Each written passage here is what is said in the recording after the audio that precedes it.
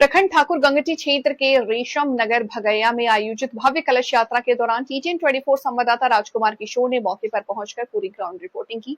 इस दौरान संवाददाता राजकुमार किशोर ने मथुरा वृंदावन से पधारी भागवत कथा वाचिका लाडली कृष्ण प्रिया से खास बातचीत की। बातचीत के दौरान संवाददाता किशोर के सवालों का जवाब देते हुए कथा वाचिका लाडली कृष्ण प्रिया ने कहा कि कलश यात्रा केवल एक धार्मिक परंपरा नहीं बल्कि सनातन धर्म को जागृत करने और उसके इष्ट के प्रति अटूट आस्था को माध्यम है। वहीं विश्वास और भक्ति को जागृत करता है। यह यात्रा समाज को एकजुट करने और संस्कृति से जोड़ने का एक सशक्त माध्यम बनती है। इस दौरान संवाददाता राजकुमार किशोर ने पूरे आयोजन का जायजा लेते हुए श्रद्धालुओं की भावनाओं और आस्था को अपने कैमरे के माध्यम से दर्शकों तक पहुंचाया। उनकी ग्राउंड रिपोर्टिंग ने इस भव्य आयोजन को और भी प्रभावशाली बना दिया। इस भव्य आयोजन में श्रीमद् भागवत कथा आयोजन समिति रेशम नगर भगैया की अहम भूमिका रही। आयोजन समिति के अध्यक्ष विष्णुराम, उपाध्यक्ष गौतम आदि मौजूद रहे। इस वक्त आप वृंदावन ब्रज भूमि से पधारे हैं और ये आज भव्य कलश यात्रा में आप भगैया रेशम नगर पहुंचे हैं शिव मंदिर के प्रांगण में। इसको लेके आप क्या कहेंगे? बहुत ही दिव्य और भव्य कलश यात्रा का आयोजन यहाँ रेशम नगर भगैया के लोगों ने किया है और करने की गहराइयों से आभार है।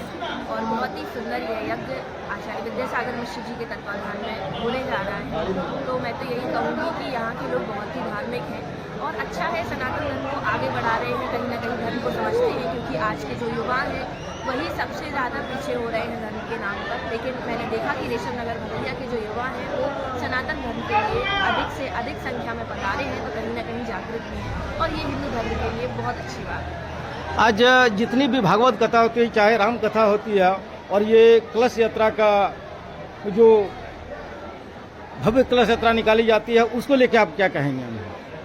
कहीं ना कहीं ये इस बात का प्रतीक है कि हिंदू कितने एकत्रित हैं और हमें कभी अलग किया ही नहीं गया था और ना ही हम कभी अलग थे। ये हमारी एकता का प्रतीक है कि देखिए हम अपने धर्म के लिए, अपने इष्ट के लिए, अपने आराध्य के लिए और अपने समाज के लिए कितने ज़्यादा समर्पित हैं। ये हमारे लिए कहीं ना कहीं बहुत ज़्यादा सौभाग्य और गर्व का विषय है। इसलिए कि भव्य कलश यात्रा निकाली जाती है पूरे सनातन को जगाने के लिए।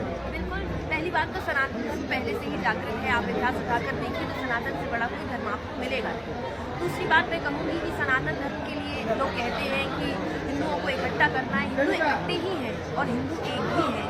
जब हमारी कलश यात्राएं, हमारे धार्मिक आयोजन जब निकलते हैं सड़कों से तो लोग देखते हैं तो वो स्वयं ही अपनी कौमों को हमें देखकर ही ये बात की सांत्वना देते हैं कि देखिए हमें ऐसे एकत्रित रहना है। हिंदू एकत्रित है, सनातन धर्म सबसे ज़्यादा पुराना धर्म है और हिंदुओं को एकत्रित करने की कोई आवश्यकता नहीं है, वो पहले से ही एकत्रित है। इस वक्त मैं रेशम नगर टीटीएन न्यूज़ 24 का रिपोर्टर मैं राजकुमार किशोर इस वक्त मौजूद हैं और मैं टीटीएन न्यूज़ 24 में स्वागत है। मैं आपका परिचय करना चाहेंगे? राधे राधे भैया, मैं श्री राम वृंदावन से लाडली कृष्ण प्रिया आपके रेशम नगर भगैया में आई हूँ श्रीमद् भागवत कथा लेकर के। आचार्य विद्यासागर मिश्र जी के तत्वाधान में यह यज्ञ और श्रीमद् भागवत कथा का आयोजन हो रहा है। तो आप सबसे भी मैं सबसे पहले प्रार्थना करूँगी और आप सब अधिक से अधिक संख्या में इस यज्ञ में पधारें, क्योंकि कुछ समय के लिए आपका ये रेशम नगर भगैया श्री राम वृंदावन बनने जा रहा है।